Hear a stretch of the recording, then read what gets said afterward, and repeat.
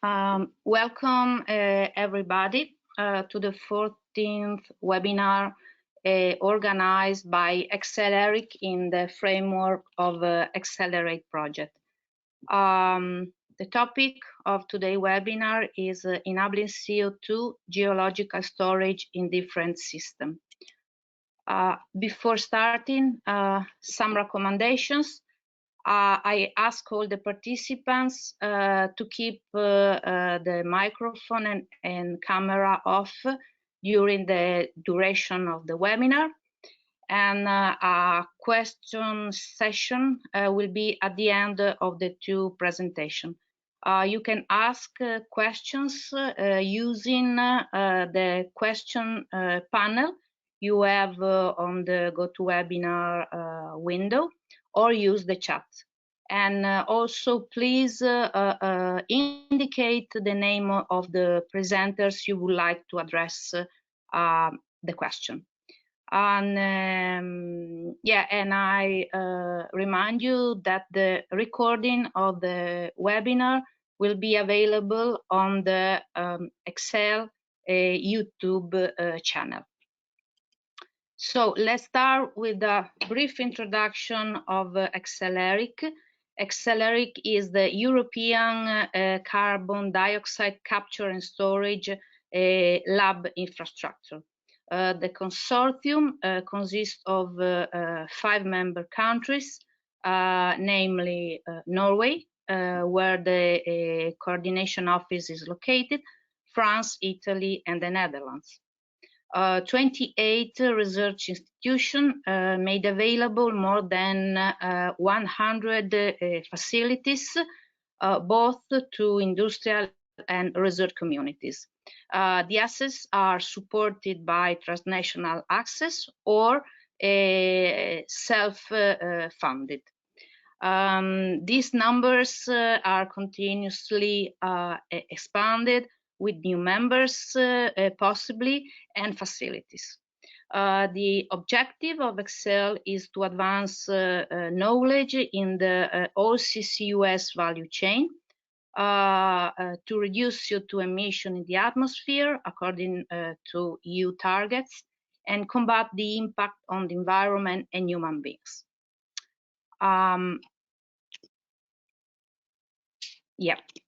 Accelerate project, which is directly connected to CCUS ERIC, is a 3-year project, and that is going to start by this year.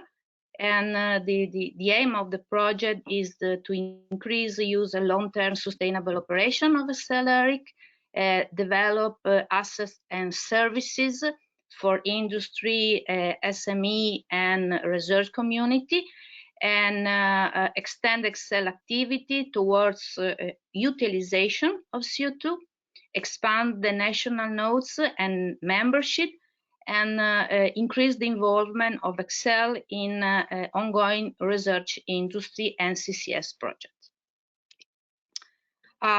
Within Accelerate project, capacity building has been implemented, and it consists of a series of webinars, and the one of today is one of this series. Specific workshops have been organized, and also tailored training courses. So let's move finally to the agenda of this webinar. I would like to thank the 2 speakers, and they are Audrey Ougier-Simonin from the British Geological Survey. She will talk us about reusing existing wells for CO2 storage operations from laboratory perspectives to well integrity screening tool. And the second speaker is Robert Valdez from British Geological Survey as well. And he will talk about simulating cyclic loading in the context of temporary CO2 storage in salt caverns, insight from the ConsenCUS project.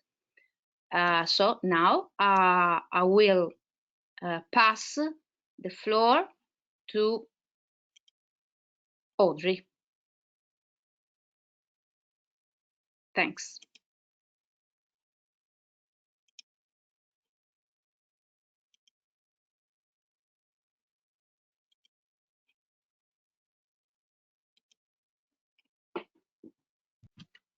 Thank you, Valentina. Thank you very much for inviting me to present here.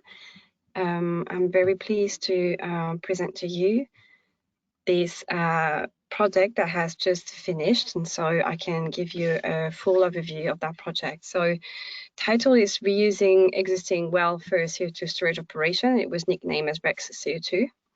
And it was meant to develop a well integrated screening tool, and among the different tasks and work packages in it, we managed also to show how we can bring it new perspective from laboratory experiments as well. So overall, I will obviously introduce to you the project, and I will present to you the well screening tool, which is a core piece that was delivered through this project. And I will also show you how 3 ECCSEL ERIC laboratories have been providing experimental inputs into that task. And obviously we'll finish with concluding remarks out from that project.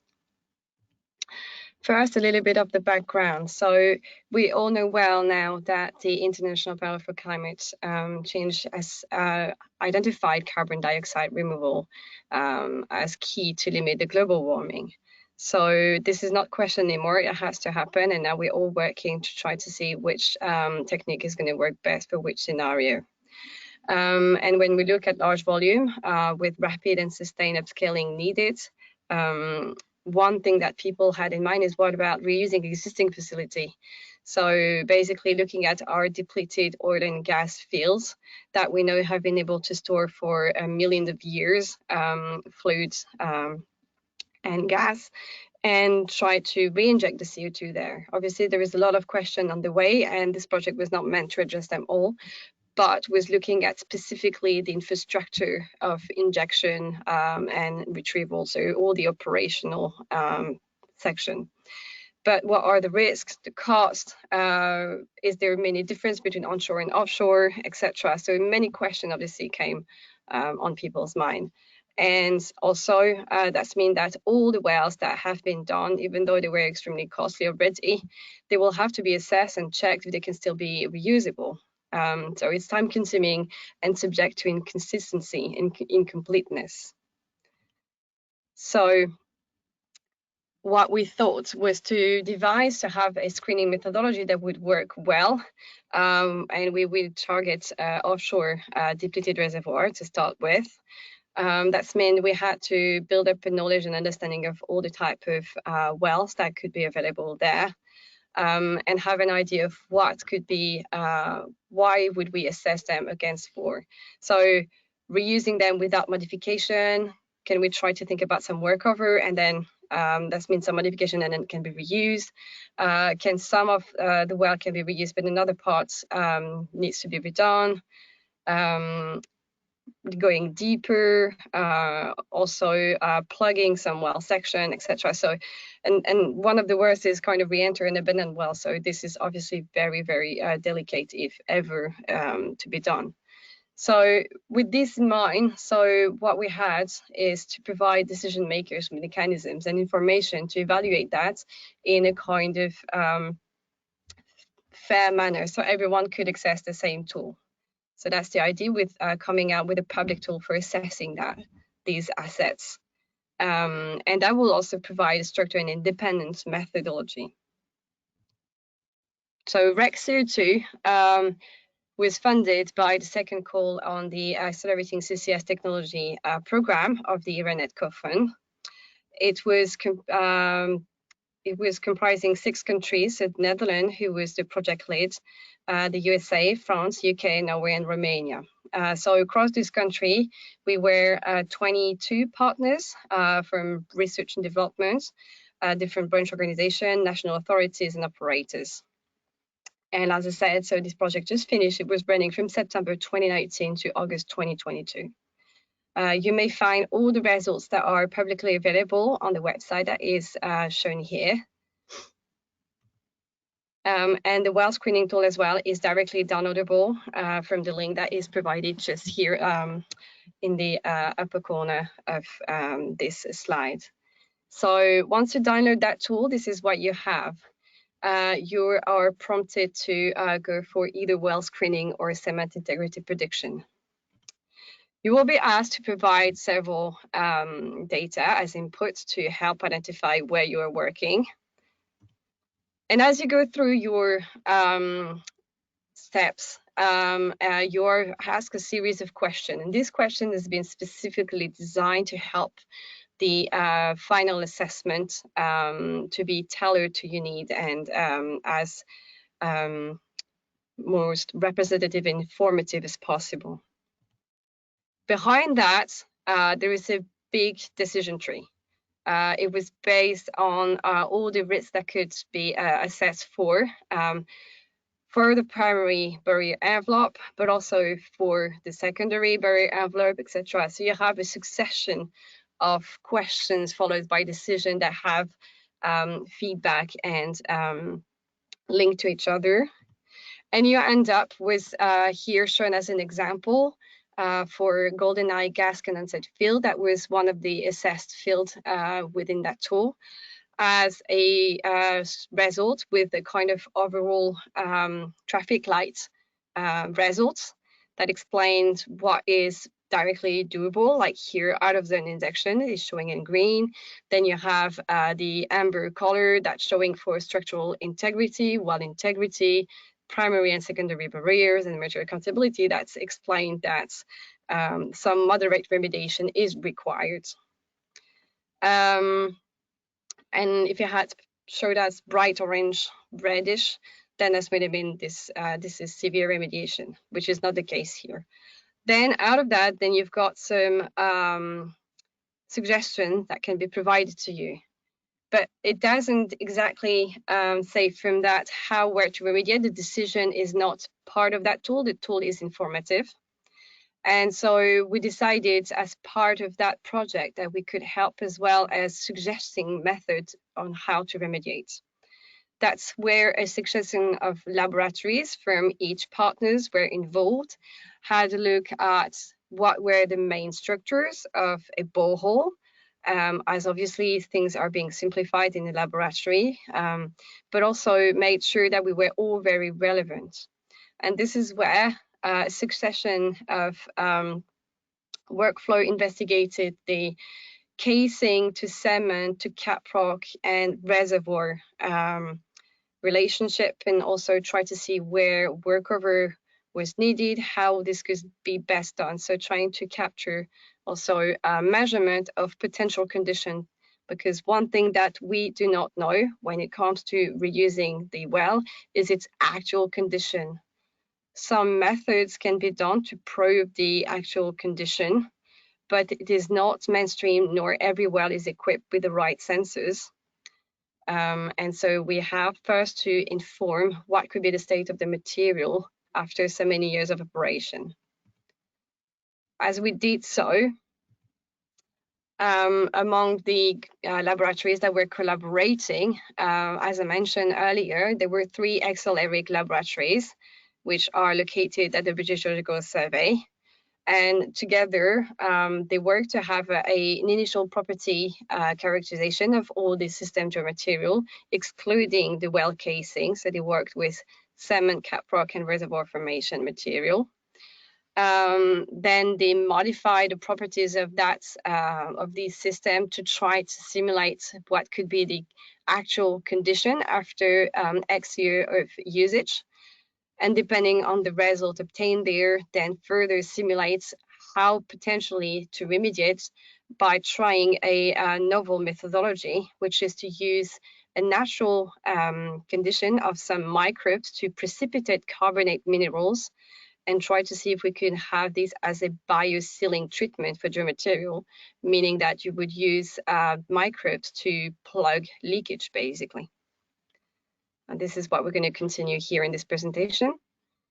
So first, obviously there was a step for material selection. As material coming from actual field is quite scarce, we sourced material coming from onshore equivalents. This was done identifying some sandstone as equivalent to the Bunton sandstone closure from onshore location in the UK. The cap work was sourced as a halite coming from Northwich Formation. And the cement was a Portland type G, which is without aggregate, the typical cement used for offshore well.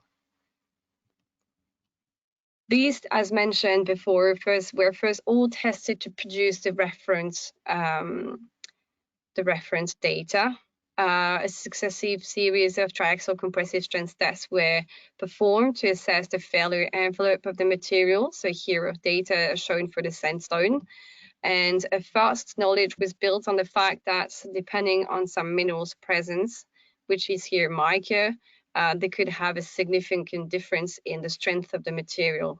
So that's been very informative for the potential reservoir limits as well. We also prepared some cement sample. So we did a series of 12 samples that were tested as they are, following standard protocol of preparation, but also a subset of them, 8 to be precise, were artificially aged using exposition to formation fluids and pressure and temperature as present in the assumed to be present in offshore condition. So this chemical formulation of the fluid was as measured from existing well, and so assumed to be about 300 grams per liter of sodium chloride brine. That was coming from data from the Esmond field in the Bunter closure. That was further saturated and put under a minimum amount of 10 megapascal of pressure and a temperature of 80 degrees Celsius. And this was kept for 2 different duration. One was 4 weeks and a longer set was exposed for 12 weeks. And with the idea here is to see the evolution of artificial material when exposed over a long period, accelerated period here, to some natural fluid and pressure and temperature condition. From that part of the study, so obviously we had to look at any evolution of the mineral composition. We had to look at how the solid versus void space was appearing. So we characterized untreated, undamaged cement. And from that, what we saw was characteristic rounded triangular grain, a very typical porous to microporous matrix for the cement. Whereas after treatment, what we see is a phase in this cement that is called C3S was altered. And the matrix was showing more fibrous and granular with a different ratio of calcium, silicium, and aluminium. There was a significant increase in sodium content in the matrix, and that all of these together means that chemical reaction happened.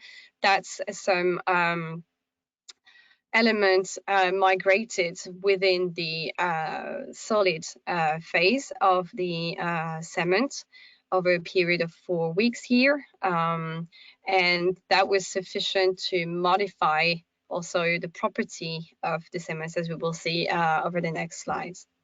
What we also observe is that 4 weeks or 12 weeks treatment didn't give much difference. In fact, the results were very similar in terms of mineral composition. So what we deduce from that is that it is less about the duration of exposure, but more about exposure to different conditions that you would have, for instance, in onshore condition or any other cement exposure condition.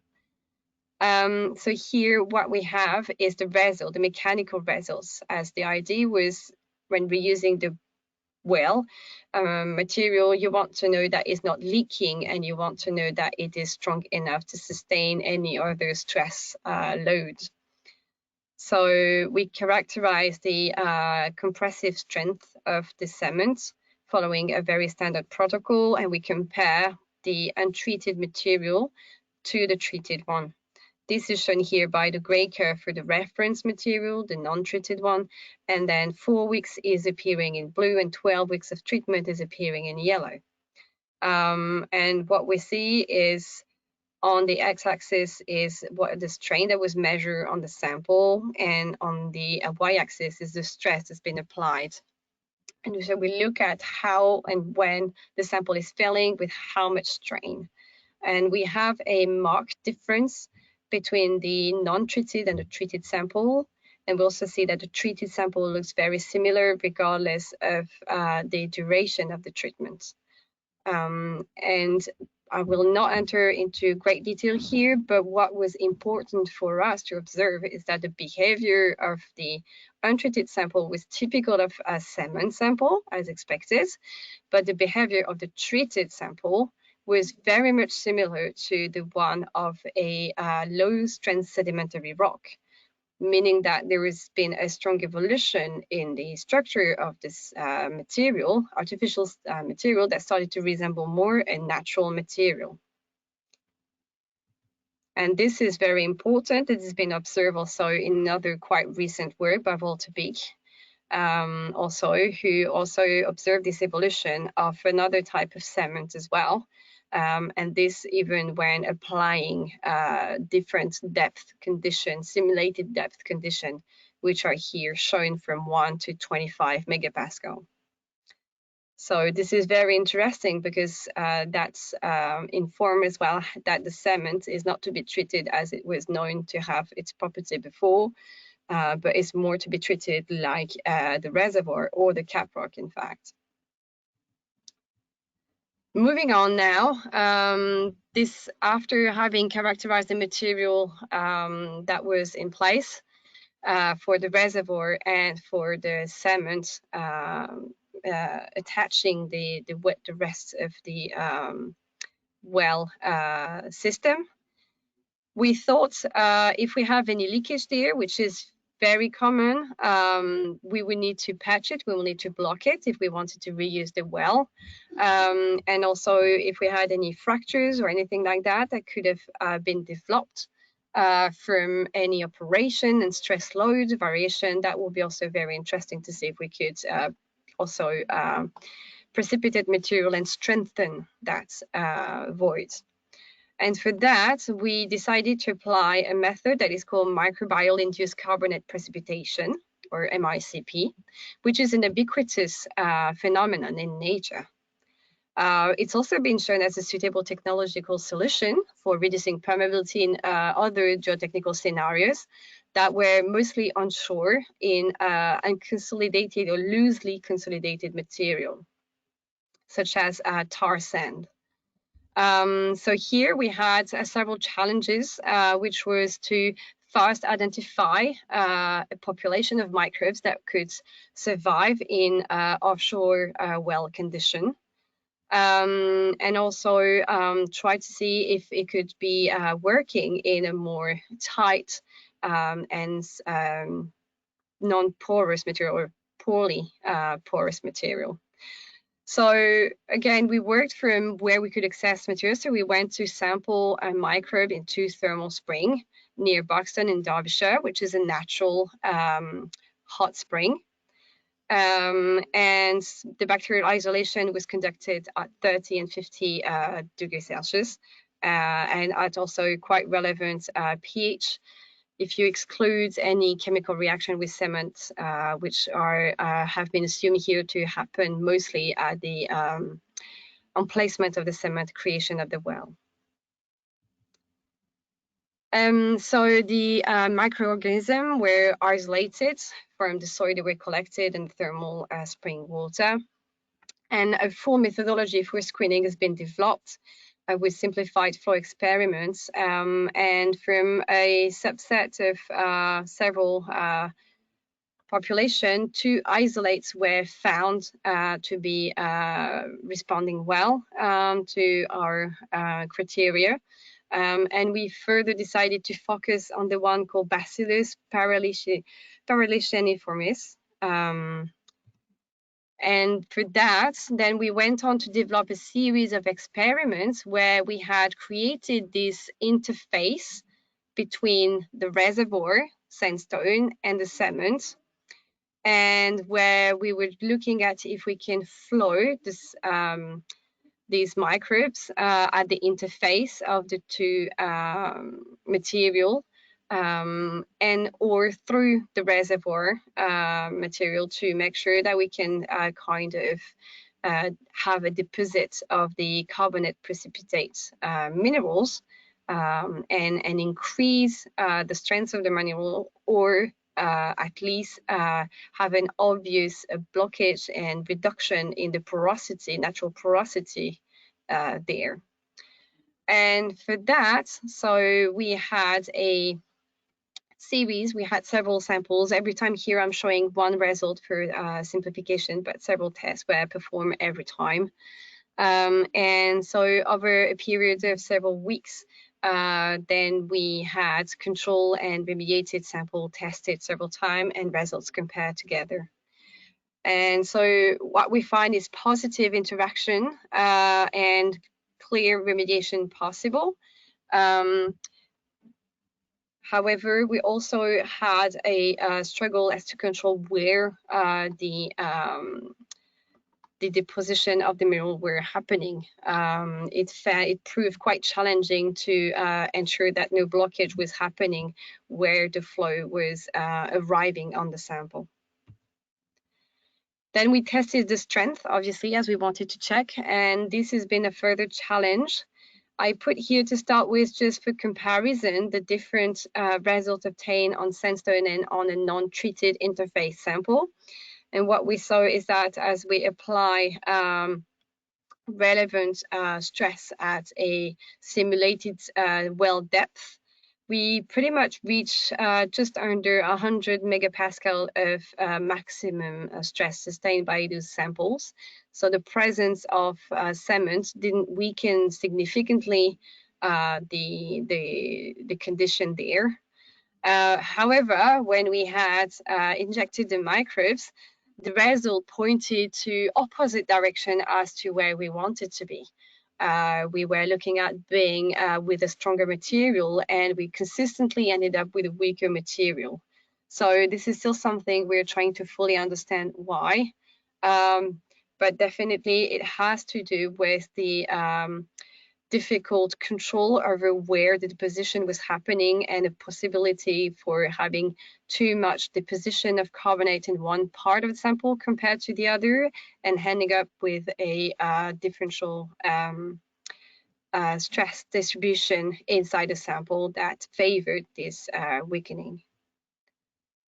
So moving on to the conclusion from the experimental campaign, we definitely have been learning on cement evolution when in presence of formation fluids, and this is very important for any workover to be potentially done ahead of a reuse of a well. We also identify that it has to be treated more like a low-strength sedimentary rock, which also offer a new possibility when control analog material is needed to assess the well condition. And we've been able to demonstrate the potential for microbial-induced calcite precipitation, although it is still a very low technology readiness level, and a lot more studies are needed to actually make it ready for field implementation. Overall, we have been able to include common uncertainties in casing and cement status, as it is going to be very difficult for any operator to know exactly what is the status at each well ahead of potential reuse. We've also made clear that the structural integrity can only be verified by site operator. It will be expensive, technology challenging, but this has to be compared to creating fully a whole new borehole as well. So we know that some data flow will need to be improved. Consistency will have to come as well from operators as to which data they make available or get available for the assessment. And in all cases, definitely the section of the borehole system, that the well system that are called Christmas tree wellhead tubing parkers are likely to be needed to be replaced. This seems to be one of the weakest and consistent points of remediation needed. So this also pointed to the type of data that should be acquired during workover. And finally, why I want to finish on is the fact that REC CO₂ tool is definitely able to recommend actions. So that it is going to be very useful in helping the assessment of all these assets that have a long lifetime offshore. And this is certainly of value when it comes to the conversion of depleted field into CO₂ storage. Thank you for your attention.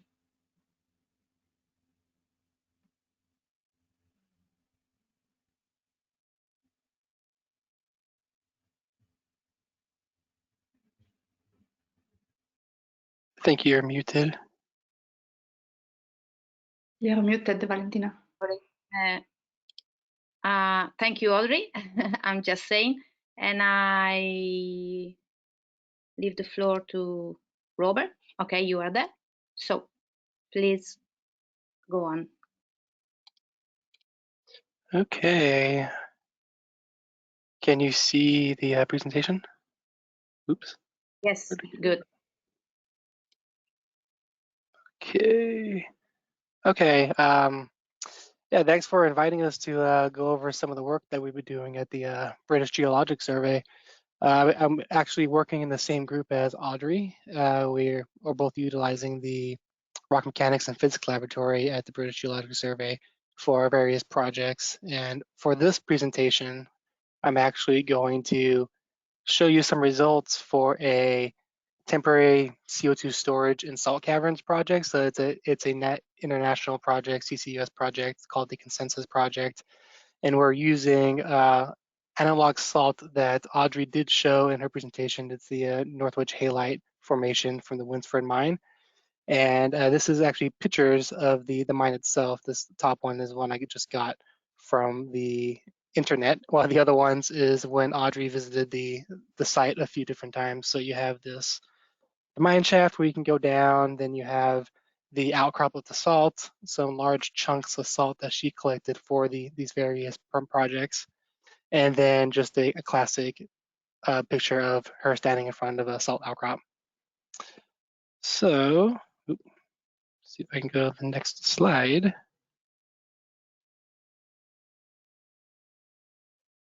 There it goes.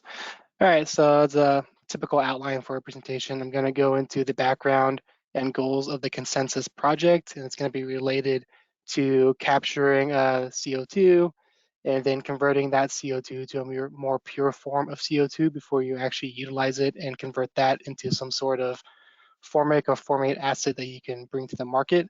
And as you upscale the capture of the CO₂, we're gonna have to look at storage options. So we're gonna be talking about the temporary CO₂ storage in salt caverns, and this is the section that BGS is a part of.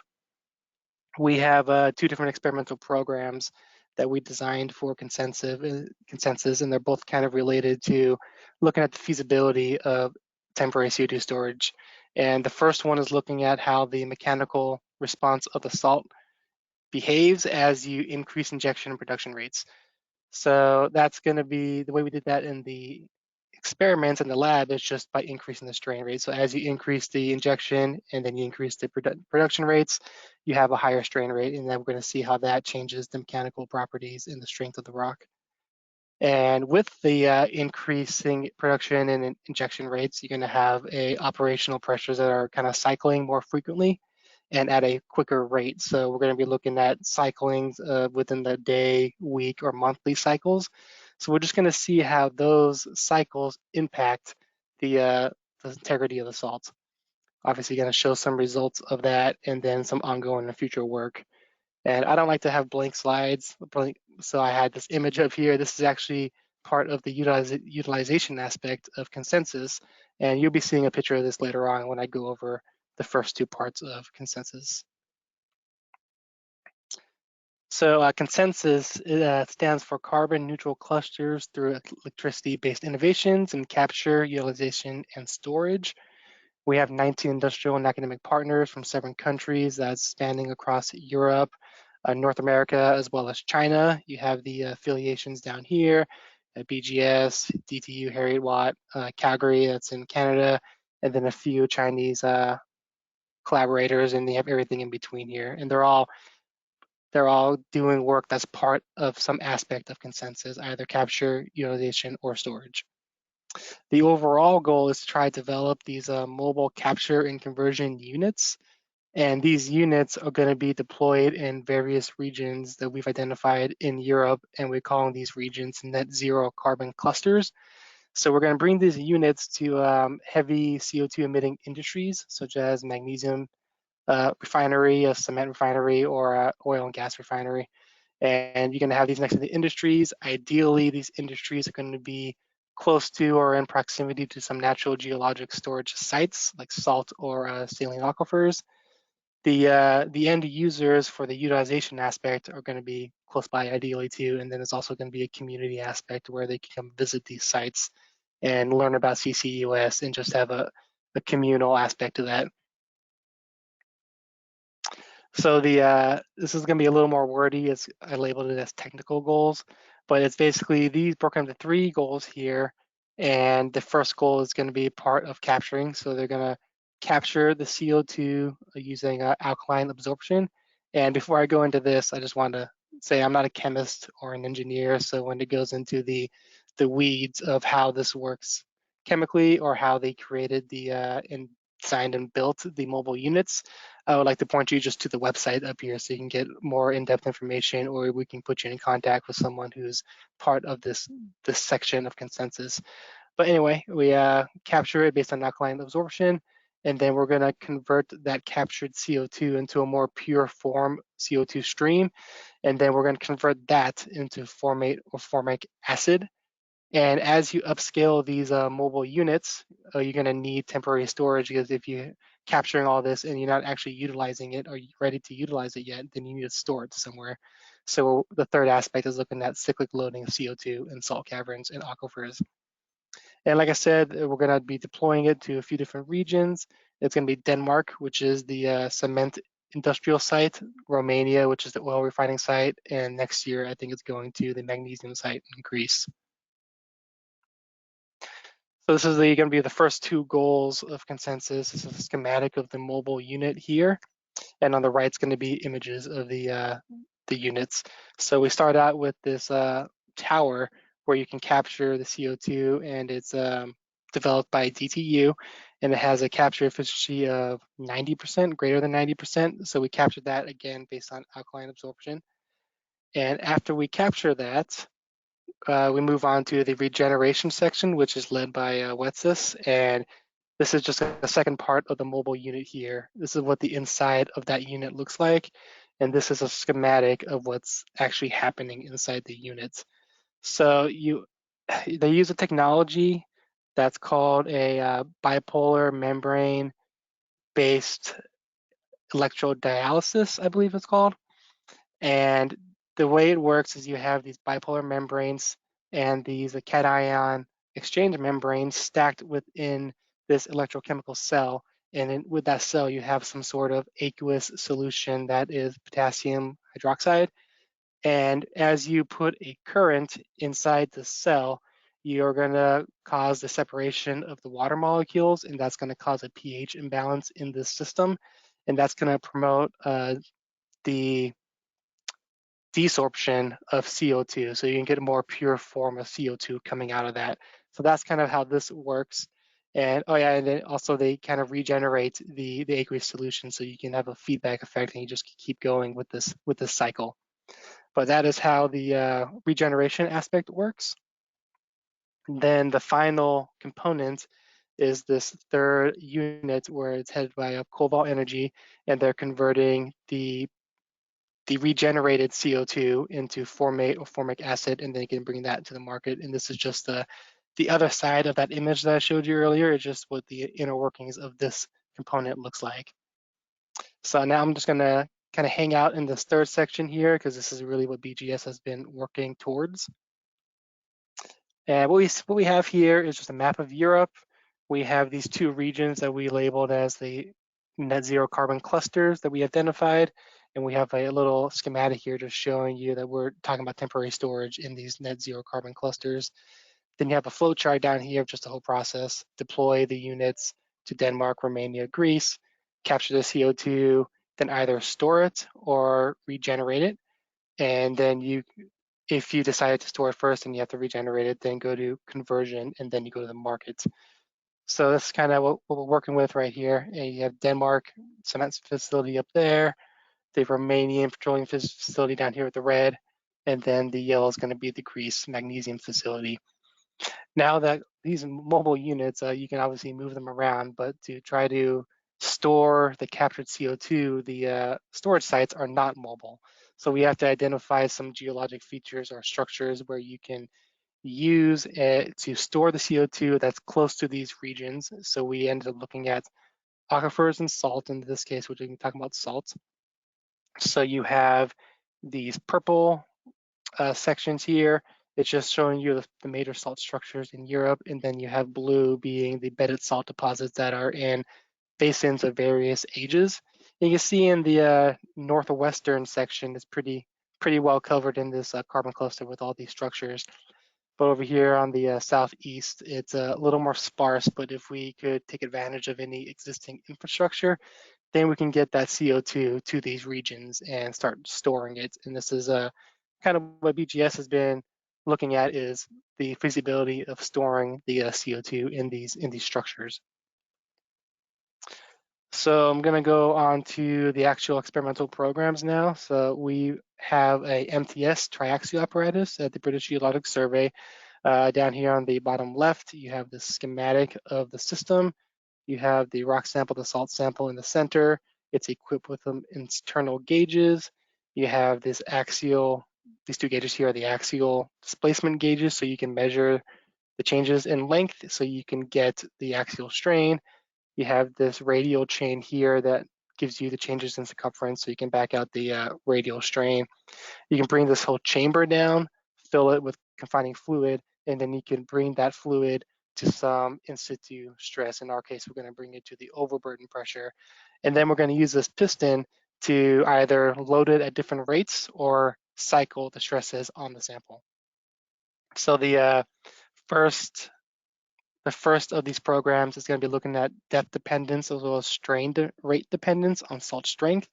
This is this upper matrix here where you have different confining pressures representing different depths, and then you have different strain rates, 10-5 being what Audrey showed earlier for her test. This is the standard strain rate for a triaxial test. Then we have quicker and quicker, and then each of these is just a different sample at these conditions. And the second one is going to be looking at the cyclic loading of the salt. So we're looking at the cycle frequency changes and the period changes with the cycling. So we have these 3 different test suites targeting these different depths. Since we know the depth, we can estimate the overburden. And if we assume some ratio of maximum operational stresses to the overburden, then we can get the operational stress values that we're going to be simulating for cycling. So there's been a lot of discussion of that in the literature. 85% of the overburden for the max seems to be a good upper limit. The lower limit is more debated. It seems to go down to 20%, upward to 50%. So we just decided to do half of the maximum stress, operational stress. We're going to simulate cycling for 2 days, 14 days, and 56 days. So day, week, monthly cycles. And we're going to assume a 30-year cavern lifetime, which is what some of the models and current caverns in operation in China are estimating. That gives us a known value of cycles for each of these tests. So we're going to go into the results of the first program. So we have peak stress on the y-axis, confining pressure on the x-axis. Each dot is going to be a different test. You have yellow being unconfined compressive strength derived from point load testing, and the blue is going to be a regular triaxial test where you can get the unconfined compressive strength. And all these are just conventional triaxial tests. So there's a few things that you immediately see is there's pressure dependence with peak stress. So as you go from 0 to 5 to 12, you have this large increase in strength with confining pressure with depth. But as you continue to increase that pressure, it starts to tail off and you have a less of an impact in this zone. And as you go above 25, it's basically, there's no impact of pressure on the peak stress. but overlaying on top of that is a dependence on the strain rate. So you see the blue is the standard 10-5, the orange is 10-4, and then the gray is 10-3. You see this large increase irrespective of the confining pressure. So you see, even though you're not increasing you don't have a dependence on the pressure here, you have a dependence on the strain rate. And this can be described as a brittle to ductile transition, basically. And this is the post-test images here, where you have a shear plane, then you become more ductile. This is just tensile fracturing because it unexpectedly unloaded too quickly for that specific test. And then it's just pure ductile flow right there. Now, if you go further into just looking at specific pressure values, so if you look at confining pressures of 12 MPa versus 45 MPa, differential stress on the y-axis, axial strain on the x-axis. If you pick a specific strain value, I picked 15% for this example, and you look at 10⁻⁵, you have 56.5 MPa for differential stress. But if you go quicker, you get to 77.7, which is like a 21 MPa increase. It's quite large. But if you look at 45 MPa at the same strain rate, it goes from 56.5 to 61.4, so it's only around a 5 MPa increase. But that increase in strain rate is still large and around 21.7-ish. So you have this rate dependence that's quite large, irrespective of pressure, and then you have this pressure dependence that gets less impactful as you increase the confining pressure. So I'll be going into the second program now. This is, like I said, it's going to be simulating daily, weekly, monthly pressure cycles.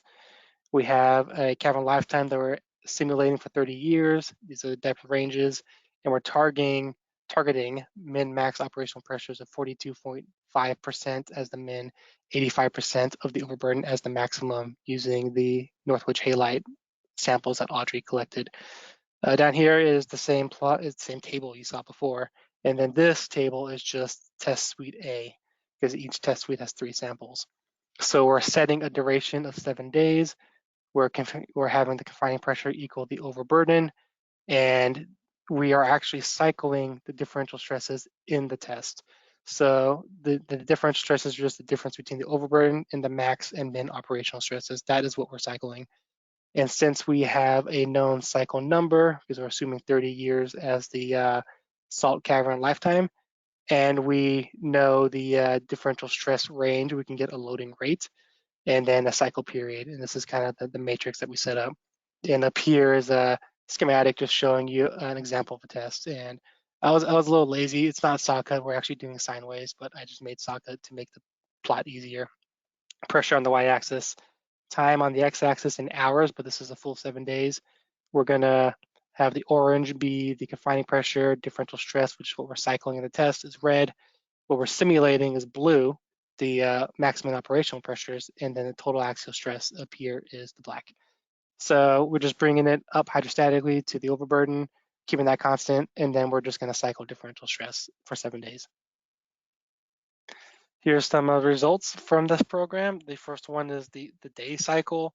The week cycle is orange. The red cycle is the monthly. You have differential stress with axial strain. And what you immediately notice is the slower that you cycle, the longer period cycles you have, the more total strain you're accumulating. This is the most strain, this is the intermediate, and this, which is cycling the fastest, has the least accumulated strain. And if you look at the permanent strain being accumulated after every cycle, we call that the residual strain, which is going to be these values down here. And this is what's shown in the central plots, where you have residual, axial, radial, volumetric strain. You can see that the red has the most accumulated strain, and the black has the least. In the red, you're cycling the slowest, the black you're cycling the fastest. There's also this rebound that happens throughout these tests. It happens at that 130-ish cycles in the black, but it's only 5.5 hours within the test, and 6.5 hours for the intermediate and 7.2 hours for the slowest. So you don't see this in the radial strain, but you do see a few different behaviors in the radial strain. For the slowest cycling one, the monthly cycle, you see it has continual expansion of the sample, so it's getting fatter radially. You don't really see that at the beginning for the other 2 tests. So if you cycle a little faster, so the orange, you get a contraction first, and then it rolls down to expansion. And if you actually brought this out further, you'll see it'll just keep going down. And as you cycle even faster, you have this longer contraction section followed by expansion. And then the volumetric is just an overprint of the axial strain because this axis is so much larger than this one. When you look at the elastic properties, you see a decrease that's in line with when these decrease. So Young modulus with cycle and time, you see that it reaches around 15 GPa, then decreases, and you have a small rebound, then it just levels off for the whole test. Similar thing for the orange, little rebound, level off, and then just leveling off. So you have this decrease, this degradation of Young's modulus with cycle. Now, we did one test so far for the second test suite, which is being shown here in black is what I just showed.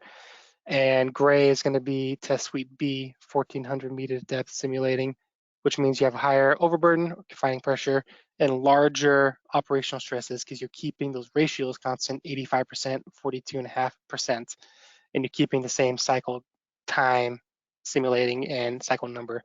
So what you see is you're swinging much more, but you also had a greater depth, greater pressure, and you see a much larger accumulation of this permanent strain.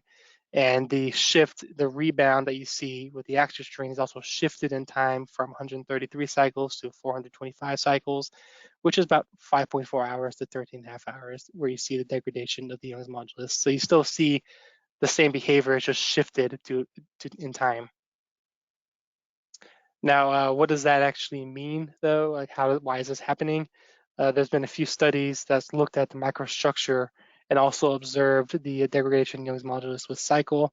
Martin Clave 2021 looked at Volpi mine as well as Winsford mine, which is this study, and found that you see a decrease in Young's modulus with cycle number. It is worth noting that these tests were 2 days, 7,200 cycles, and it's only 3 MPa differential stress, and you're loading a lot quicker. So it does make sense why it's shifted in the way it is, but you still see this degradation. And the reason for that is it appears that the halite boundaries, grain boundaries are opening. You have rotation of some secondary minerals in the sample. You see it down here too, and you also have compression and shear deformation in the halite grains itself. There was also another study that did unconfined cycling, and it's GN 2016, and found tensile cracks. This test was cycling much greater differential stresses than this up here, but it has tensile cracks due to the quick unloading, and then also some shear induced damage. So if you combine all this, it kind of makes sense why you have the rebound, because you're opening pore space and you are rotating minerals, and then the eventual compaction makes sense as well, because it seems like you can deform the grains and you're shearing the grains as well. So, but we still need more microstructure analyses on the Winsford samples themselves, because they do have different secondary minerals, and it's a little hard, in this study at least, it was hard to differentiate the pre-test and post-test damage. So going on to ongoing future work. So the first program, we're going to try and measure mechanical properties to damage development using micro CT scan analyses in collaboration with Harriet Watt. So this is just the top of the sample, bottom of the sample, and the sample that's being scanned. The second program is just going to continue on with this matrix here, and probably add on a shallower depth here, because some salt caverns in the UK are shallower. And then if we have time and sample availability, try to add the influence of temperature on these different features that we've identified. With that, I'm done with my presentation. Thanks for your attention.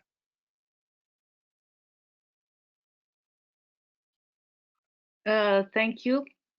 Thank you, Robert.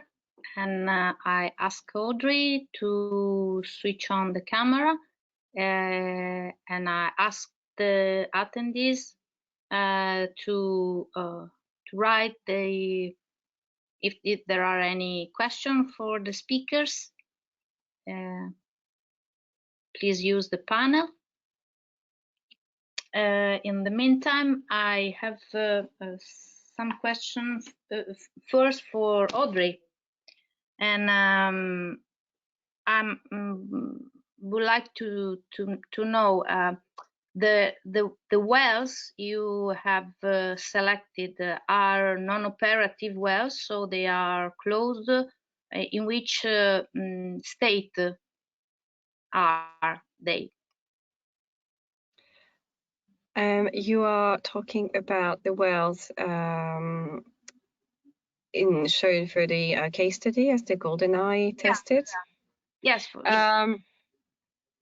They tested different type of wells. So I've shown only the GoldenEye example, which was one of the UK well tested, but there's been several UK case study, and there's been also several case study for all partners.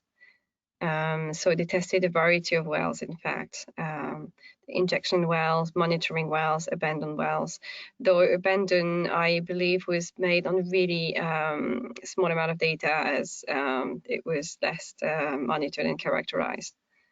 Okay, yeah, I'm just wondering because usually on wells, some I would say operational tests are performed, and I'm just thinking that they could be useful as a baseline for your experiment. Yes. Have you checked this type of experiment? So what was discovered is that depending on the operators, the type of well and the need for the assessment, different type of data are going to be collected, and their storage and accessibility also vary. So having a tool that is provided to everyone and permits everyone to assess in a very similar fashion all their assets also will hopefully incentivize collecting similar type of data and their quality. As for now, a lot of disparities has been noticed. Right. Okay.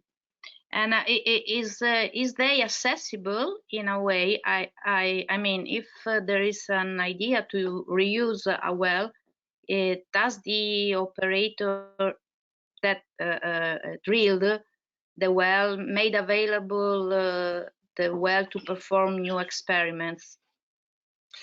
That I don't know. That's beyond the project. I hope so, and I hope that there can be data shared and that there can be knowledge built on, so kind of a knowledge exchange, proceeding learning. But that is down to the operator, which obviously there's a lot of commercial involvement. So it will depend if they have a kind of research well. It's something that they are happy to share information about. Okay. And I have another. Oh, there's a question. Let me check. Yeah, there's a question for Robert. Yep, let me pop up this. Yeah, I think you can see it, but Yeah, I just see it. Yeah. Did you find any gypsum and or anhydrite in the salt volume that you are considering? Could this represent a problem? Yeah, that's a very good question. A lot of the salt that we have does have impurities. It's clay impurities though, but there are other studies. The one that I showed, one of the main drives of that study was to look at the second phase content in the salts, and she did have anhydrite. I'm not sure she had gypsum, but I know she had anhydrite in there, and that does pose a problem because you would have different mechanical response with different secondary phases. That's kind of why you see that shift between the Winsford mine salt, the Northwoods halite, and the Volpi mine. When she cycled it, it had that degradation Young's modulus very early on, while the Volpi mine had it within a few thousand cycles. So having the secondary minerals in there is a problem. And ideally, you'd want to use as pure salt as you can to try to constrain some of these, or not have some of these as an input. But for natural salt, I mean, it's going to be there, so we might as well it's what we have, so we just tested it. But yeah, it's a good question. Yeah, but you say that the project is just started, or? But I think Audrey, are we like halfway through it? A little bit more than halfway? Okay. I think, yeah. Yeah. But yeah, it's yep. Please proceed, Robert. Sorry. Oh no, I was just gonna say, yeah, it's part of it was just the availability of the samples that we had, and that one is just so happens it has clay impurities, so we ran with it. But if we have enough time and samples, it would be great to continue on some of that second phase impact of second phase minerals on these kind of types of trends that we see. Okay, so we are just a little bit out of time, and if there are no other questions, I would like to thank again Robert and Audrey and all the attendees to participate to the webinar. And I remind you that the recording will be available soon on the ECCSEL YouTube channel. Okay, thank you all. Thank you for allowing us to present. Thank you. Bye-bye, everybody.